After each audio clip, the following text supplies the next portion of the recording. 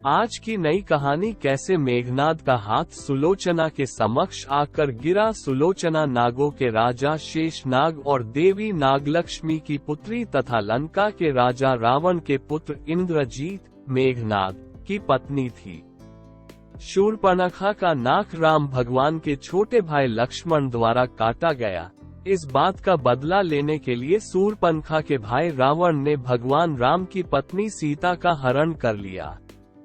सीता माता को रावण के कैद से मुक्त कराने के लिए प्रभु राम लंका पहुंचे और वहां उन्होंने रावण से युद्ध किया।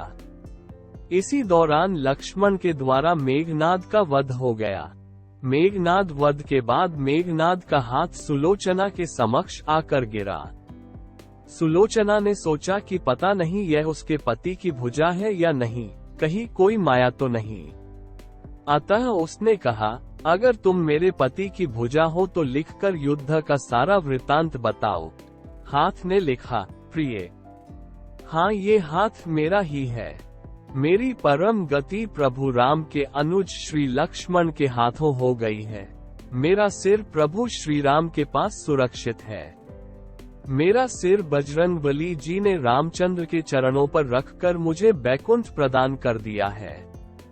सुलोचना ने तय कर लिया कि समय आ गया है कि मुझे अब सती हो जाना चाहिए, किंतु पति का शव तो रामदल में पड़ा हुआ था। फिर वह कैसे सती होती? जब अपने ससुर रावण से उसने अपना अभिप्राय कहकर अपने पति का शव मंगवाने के लिए कहा, तब रावण ने कहा, बेटी, तुम स्वयं ही रामदल में जाकर अपने पति का शव प्राप्त करो। जिस समाज में बाल ब्रह्मचारी श्री हनुमान, परम जितेंद्रिय श्री लक्ष्मण तथा एक पत्नीव्रती भगवान श्री राम विद्यमान है, उस समाज में तुम्हें जाने से डरना नहीं चाहिए। मुझे विश्वास है कि इन स्तुत्य महापुरुषों के द्वारा तुम निराश नहीं लौटाई जाओगी। जब रावण सुलोचना से ये बातें कह रहा था, उस समय कुछ मंत्री भी उसके पास बैठे सभी बातें सुन रहे थे। उन लोगों ने रावण से कहा, जिन राम की पत्नी को आपने बंदिनी बनाकर अशोक वाटिका में रख छोड़ा है, उन राम के पास आपकी पुत्रवधू का जाना कहाँ तक उचित है? यदि देवी वहां गई तो क्या सुरक्षित वापस लौट सकेगी? ये सुनकर रावण ने अपने मंत्रियों से बोला, मंत्रियों, लगता है तुम्हारी बुद्धि भ्रष्ट हो गई है। अरे, ये तो रावण का काम है जो दूसरे की स्त्री को अपने घर में बंदिनी बनाकर रख सकता है, राम का नहीं। रावण की बातें सुनकर सुलोचना श्री राम के पास गई और उनकी प्रार्थना करने लगी। श्री राम जी उन्हें देखकर उनके पास गए और कहा, हे देवी, आपसे मेरा कोई बैर नहीं है। आप बड़ी ही पतिव्रता है, जिसके कारण ही आपका पति अपराजित था। आप कृपया अपना यहाँ आने का उद्देश्य कहें। सुलोचना ने कहा, राघवेंद्र, आप तो हर बात से अवगत हैं।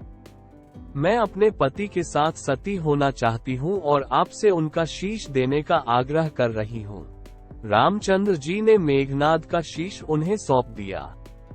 सुलोचना ने लक्ष्मण को कहा, भ्राता, आप यह मत समझना कि आपने मेरे पति का वध किया है। उनका वध करने का पराक्रम किसी में नहीं। ये तो आपकी पत्नी के सतीत्व की शक्ति है। अंतर मात्र यह है कि मेरे स्वामी ने असत्य का साथ दिया। वानरगणों ने पूछा कि आपको ये किसने बताया कि मेघनाद का शीश हमारे पास है? सुलोचना ने कहा, मुझे स्वामी के हाथ ने बताया। इस बात पर वानर हंसने लगे और कहा कि ऐसे में तो ये कटा सर भी बात करेगा।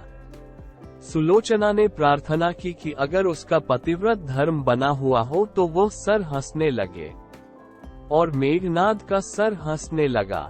ऐसे दृश्य को देख सबने सुलोचना के पतिव्रत का सम्मान किया। सुलोचना ने चंदन की शैया पर अपने पति के शीश को गोद में रखकर अपनी आहुति दे दी। राधे राधे।